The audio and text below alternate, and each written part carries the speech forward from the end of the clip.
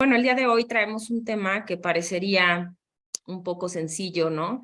Sin embargo, falta mucha implementación en nuestros concretos, no solamente en México, en muchas partes del mundo. Y estas tecnologías pues ya se encuentran ampliamente utilizadas en otros lugares. Entonces creo que es un buen momento para retomar las tecnologías y aplicarlas en el concreto para que pues esas producciones sean cada vez más eficientes y sobre todo pues tener concretos de mejor calidad cada vez.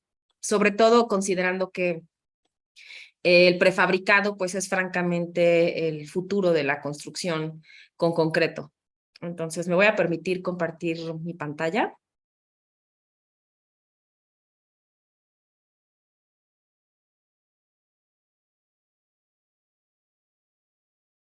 Listo. Y bueno, agradecer a la NIVIP por esta invitación y esta oportunidad de poder hacer difusión sobre las tecnologías de concreto. Y bueno, la intención es revisar las distintas tecnologías para llevar a cabo concretos más eficientes. ¿Qué quiere decir esto? Cuando hablamos de sostenibilidad o sustentabilidad, siempre se habla de la reducción de la huella de carbono, y a veces no se necesita de hacer uso de tecnologías muy sofisticadas para llegar a una mayor eficiencia en el uso del cemento, que finalmente es el que impacta mayormente en la huella de carbono del concreto. Entonces, los aditivos, las adiciones e incluso en algún punto las fibras pueden llegar a dar grandes puntos, ¿no? En el uso dentro del concreto para dar mayor sostenibilidad, mayor durabilidad y naturalmente esto nos va a dar un uso en la vida de servicio mucho más amplio con menor cantidad de mantenimientos, ¿no? Una de las cuestiones más sobresalientes, ¿no? Que se tienen que resolver en el concreto es la parte del agrietamiento. Entonces, hay varias maneras de ir abordando el agrietamiento, ¿no? No únicamente hay una solución o un tipo de aditivo, sino que es un conjunto de prácticas que nos van a ayudar a ir disminuyendo este tipo de problemas, ¿no? Que no son solamente estéticos, sino que también son de carácter durable, ¿no? Del uso de la estructura. ¿Para qué nos sirven los aditivos para concreto, no? Puede ser un tema un poquito, a lo mejor muy platicado, ¿no? Pero bueno, los aditivos generalmente vienen en forma líquida, hay también algunos en polvo, sin embargo, principalmente son en líquido y ayudan a mejorar los atributos del concreto, ¿no? Hay muchos atributos, no únicamente la parte de la trabajabilidad, e impacta en varias formas en el desempeño de concreto.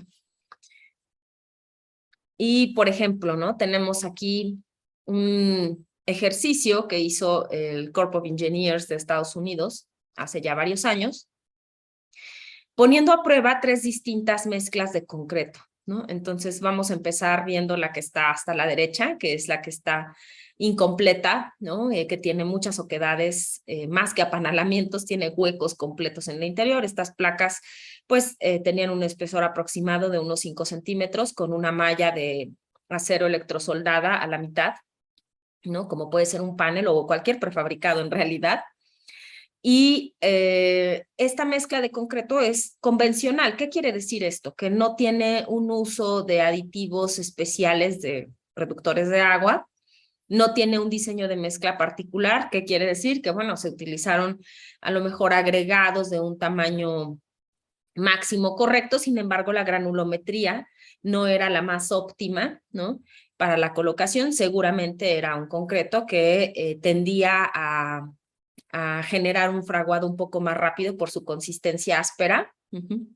Y entonces esto, al colocarlo, pues está dejando ver que hay muchísimo apanalamiento. Ahora, naturalmente esto se colocó en vertical, ¿no? Porque podemos ver que abajo está un poquito más rellena la sección que en la parte superior.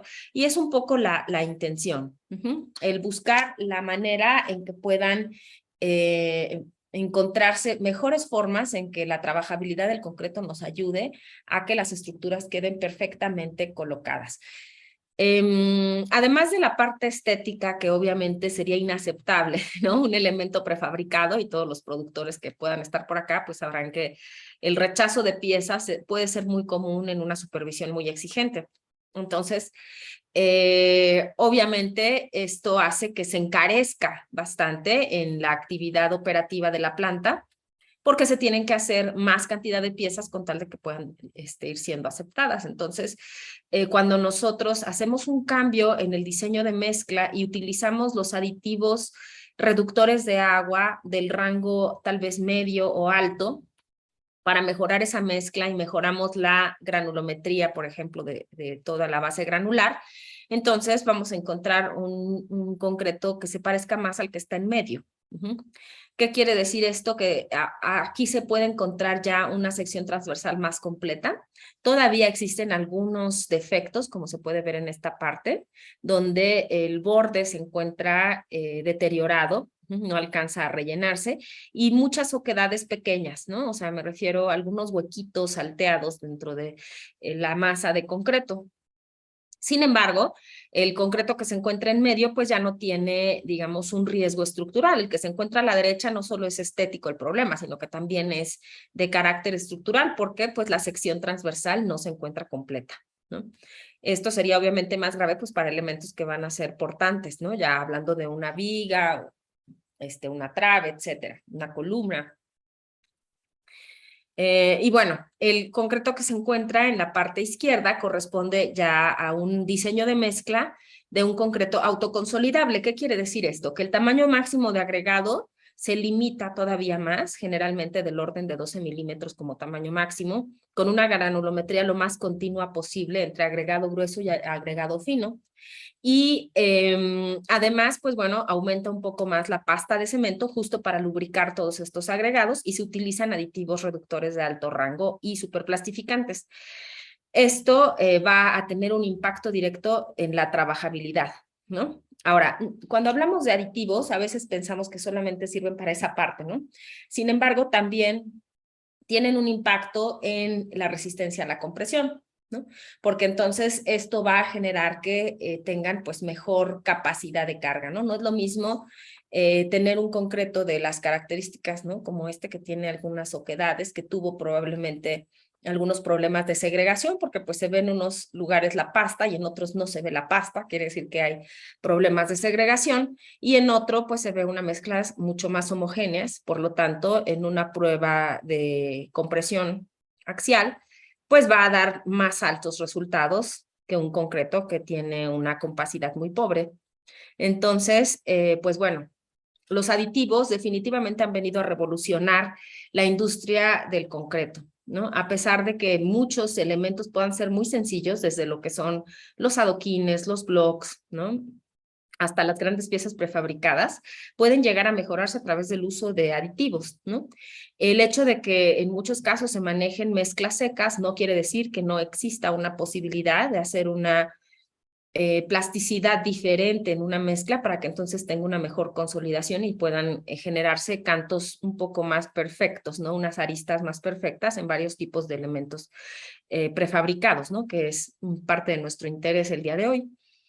Entonces, bueno, esto para poder tener en mente el impacto que tienen los aditivos sobre las mezclas de concreto.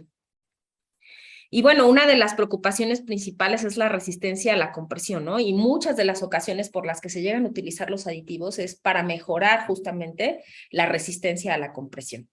Entonces, esto tiene que ver con la microestructura, o sea, no hay otra forma de mejorar la resistencia a la compresión, sino es modificando la microestructura que tiene el concreto. Esto tiene que ver con la eficiencia en el uso del cemento.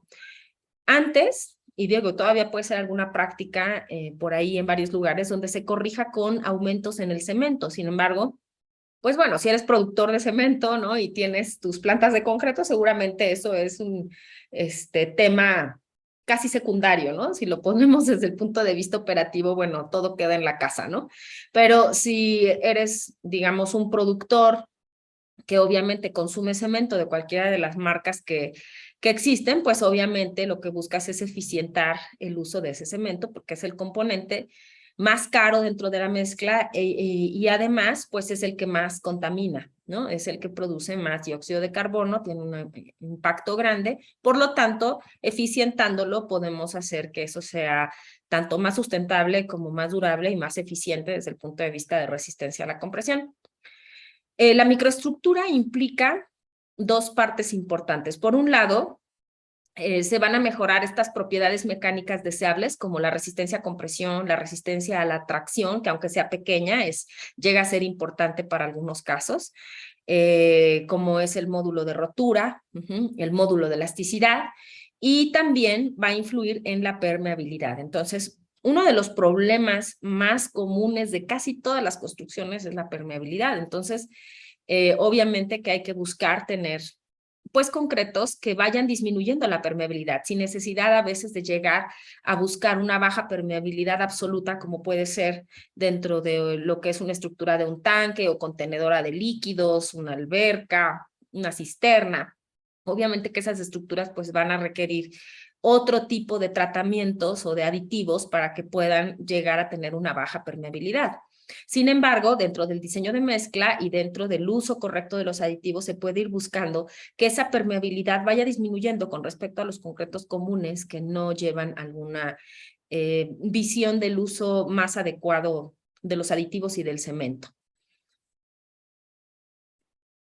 Y bueno, se ha hablado muchísimo de las relaciones agua-cemento bajas, ¿no?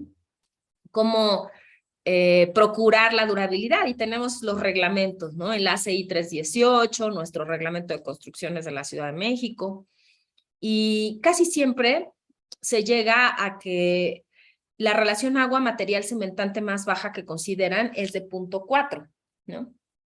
¿Qué quiere decir esto, no? Cuando nosotros bajamos esta relación de agua-material cementante, las partículas de cemento se van a encontrar cada vez más juntas unas con las otras y el proceso de hidratación al generar los productos que generan resistencia, como el silicato de calcio hidratado, van a empezar a generarse de una manera un poco más densa. Entonces, al juntar las partículas generamos un poco de densidad en lo que es la estructura del concreto. Powers, un investigador en 1968, estamos hablando ya, la verdad es que de tiempos casi lejanos, ¿no? Revisó este tema, ¿no? Porque el 0.4 puede ser una relación agua-cemento donde se encuentra la mayor parte de la hidratación de las partículas de cemento y, digamos, donde pueda seguir siendo funcional la mezcla de concreto. Ahora, actualmente hay relaciones agua-material cementante muy bajas, ¿no? Como puede ser de 0.28, 0.25, etcétera, para concretos que son un poco más especializados. Hablando de los concretos convencionales con los que pueden realizarse, pues, prácticamente el 70-80% de las estructuras. Estamos hablando de concretos que pueden estar con una relación agua-material cementante de 0.4, 0.45, 0.5 cuando no es muy exigente y bueno, todo lo que esté por encima del 0.5 honestamente casi no lleva aditivos, ¿no? Cuando ya estamos hablando de relaciones de agua-material cementante de 0.52 más o menos para abajo, pues obviamente ya se requieren aditivos para poder generar una mezcla con una trabajabilidad necesaria para que entonces pueda colocarse correctamente. Y bueno, la trabajabilidad, cuando tenemos una relación agua-material cementante baja, como puede ser de 0.4, de acuerdo con los reglamentos, necesariamente implica el uso de superplastificantes, ¿no? Y entonces ya empezamos a hablar de distintas palabritas, ¿no? Del lenguaje de los aditivos, que para los que estamos en el medio nos parecen cotidianas, ¿no? Pero pues la verdad es que muchos de los usuarios de concreto, todo este tema les parece un poco ajeno, ¿no? Entonces, los superplastificantes, la función que tienen es justamente el de generar mayor plasticidad o mayor fluidez. Punto, ¿no? Entonces, si tenemos una relación agua-material cementante baja, buscamos tener mayor fluidez porque pues es la única forma en que vamos a poder colocar ese concreto. En el caso de los aditivos reductores de agua, de cualquier rango, como vamos a ver un poquito más adelante, pues estamos buscando justamente disminuir la cantidad de agua para que de esta manera podamos generar mayores resistencias a la compresión, ¿no? Prácticamente es una de las diferencias. Y bueno, ¿cuáles son estas características que van a verse modificadas al bajar la relación agua-material cementante? Pues bueno, obviamente la trabajabilidad, porque hay que ajustar las cantidades de los aditivos y ahí es donde no hay que tener reservas, ¿no? A veces un ahorro mal entendido en el uso de aditivos puede generar gastos inmensos en reparaciones, ¿no? Y esto obviamente lo dice la experiencia, no solamente en mi calidad de consultora, en muchas ocasiones que me he encontrado con ese tipo de situaciones donde apoyar a mis clientes, sino también en, digamos, obviamente, la experiencia de todos quienes han trabajado en este medio y saben que al no agregar correctamente las cantidades de aditivos, superplastificante o reductores de agua de alto rango, pues se pueden generar grandes problemas como el que vimos en la fotografía del concreto con grandes oquedades, ¿no? Y entonces eso genera a veces demoliciones. Otra de las características importantes es el módulo de elasticidad famoso. Sabemos que el principal actor del módulo lo tiene el agregado, la naturaleza de las rocas. Sin embargo, pues un diseño de mezcla bien balanceado puede incluso promover que aumente ligeramente ese módulo, que se puedan mejorar esos valores. Igualmente, se pueden mejorar las características de resistencia a la flexión, ¿no? Del módulo de rotura. ¿Por qué? Porque si nosotros tenemos en el concreto, que es un material heterogéneo, ¿no? Por un lado está el esqueleto granular, por otro lado se encuentra la pasta, ¿no? Y nosotros vamos a mejorar la pasta al utilizar los aditivos químicos, en conjunto con el cemento. Ay, perdón. Y bueno, esto va a generar que podamos hacer una buena liga entre la pasta y el esqueleto granular. Y entonces esto va a ayudar a que el módulo de rotura pueda entonces aumentar. Igualmente otros aspectos se pueden mejorar como es la tenacidad, la permeabilidad, como ya expliqué anteriormente, resistencia a la abrasión y bueno, etcétera.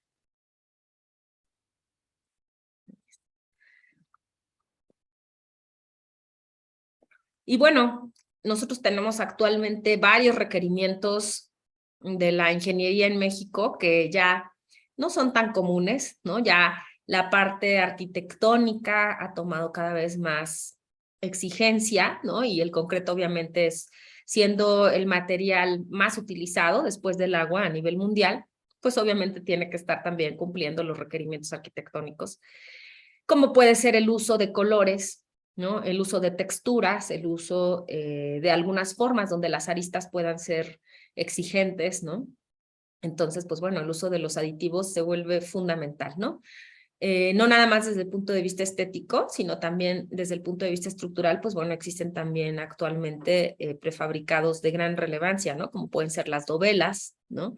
Para la tunelería, etcétera. Bueno, no solamente obviamente aplica a los prefabricados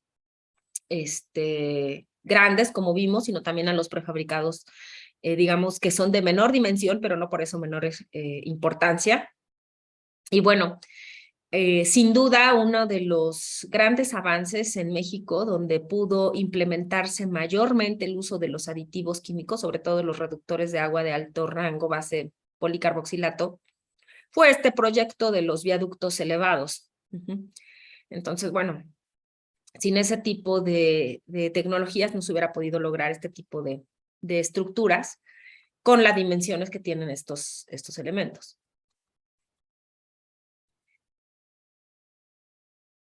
Y bueno, Creo que ya mencioné, ¿no? Que eran los aditivos para concreto. Sin embargo, bueno, solamente para recordar, estos productos pueden ser orgánicos o inorgánicos y en muy pequeñas cantidades, esto con relación al metro cúbico de concreto, como se balancea una mezcla, modifican propiedades del concreto que pueden ser fundamentales, ¿no? En una estructura. Y tienen una clasificación de acuerdo con su función y pueden tener más de una función. Ahorita vamos a ver un poco sobre esto. Entonces, estas características pueden ser del concreto en estado fresco y en estado endurecido. Las que tienen que ver con el concreto fresco, pues obviamente es la trabajabilidad o el revenimiento, asentamiento, como también se le conoce. Pueden disminuir la cantidad de agua para producir una misma trabajabilidad. Se puede ayudar a disminuir la segregación y el sangrado. También pueden controlar el fraguado, el control de la hidratación del cemento, mejorar la bombeabilidad, mejorar el acabado. Y en el estado endurecido pueden mejorar la durabilidad, lo cual es bastante, ¿no? Porque hay muchos aspectos de durabilidad, que ese es otro tema por sí solo, pero pues bueno, hablemos de la resistencia, de la permeabilidad, la corrosión, la reactividad del cale agregado, el congelamiento del hielo, otros, ¿no? Y sin duda también pueden disminuir el costo, ¿no? Eso ya hablando de una eficiencia en el uso tanto del cemento como de los aditivos. Ahora, cabe mencionar que no existe, ¿no? Esa, ¿cómo podríamos decir? Esa mágica bala de plata, ¿no? Que le va a dar a todos los efectos que queremos en el concreto, sino que cada aditivo tiene una función particular. Entonces, si, por ejemplo, queremos en una mezcla de concreto cambiar 2 o 3 aspectos, como puede ser darle mayor trabajabilidad, bueno, utilizaremos un aditivo súper plastificante, ¿no? Si queremos, además de eso, disminuir la segregación y el sangrado, a lo mejor utilizaremos un aditivo modificador de viscosidad. Y si adicionalmente queremos inhibir la corrosión, bueno, a lo mejor utilizaremos un aditivo inhibidor de corrosión. Y entonces, digamos que dentro de la mezcla tendríamos 3 aditivos porque buscamos 3 funciones distintas.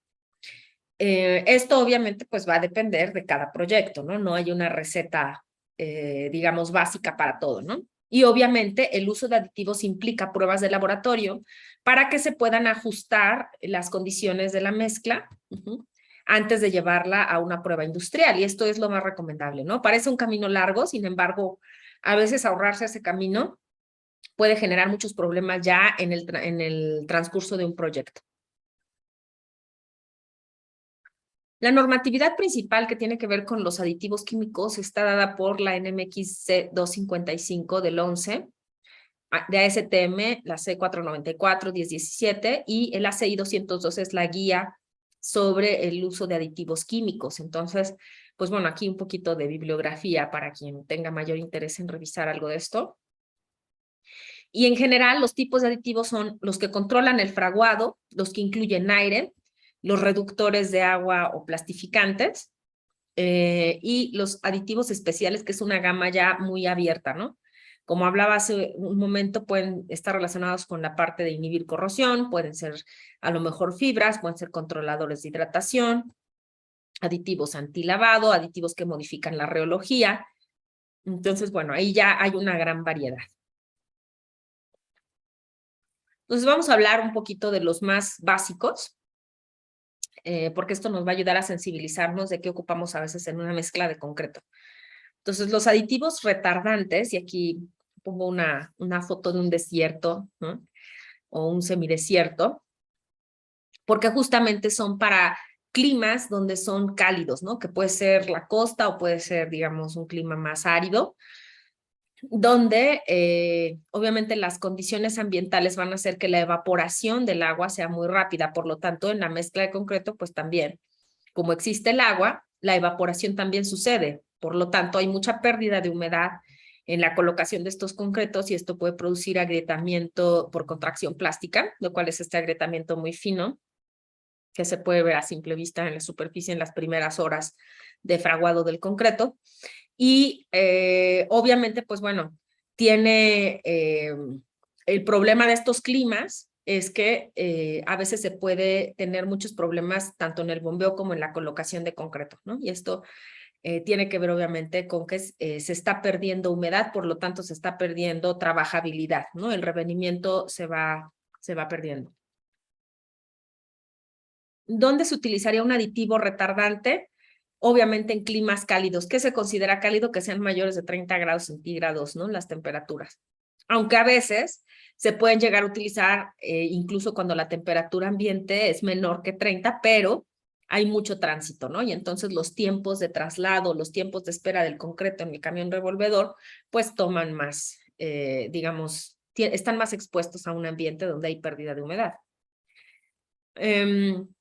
Lo que hacen estos aditivos es evitar que el concreto frague muy rápido. Entonces nos da una ventana más amplia para poder colocar los concretos, evitar problemas de colocación acabado y las distancias de transporte del concreto cuando son más largas, ¿no? Esto nos llega a ocurrir comúnmente a veces en la Ciudad de México, sobre todo en las temporadas de primavera, ¿no? Que es donde hay muchísimo calor y es más seco, verano un poco, ¿no? Y bueno, definitivamente en otros lugares, como puede ser el norte de nuestro país, ¿no? Todo lo que es Monterrey, Sonora, puede tener obviamente la necesidad del uso de retardantes dentro de las mezclas de concreto.